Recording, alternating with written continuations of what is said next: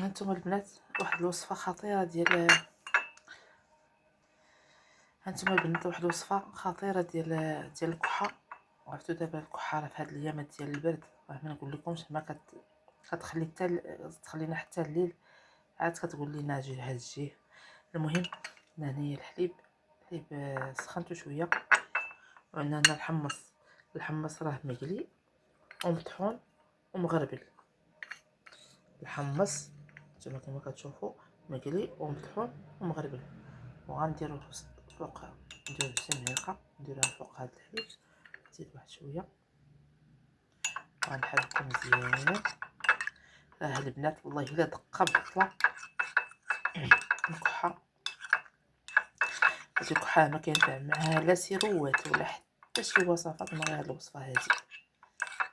الناس اللي عندهم داك الحساسيه كيتخنقوا داكشي، راه مزيان لهم هاد الوصفه هادي. صافي نحركو مزيان ونشربوه ونتغطاو مزيان ونعشو. يلا السلام عليكم.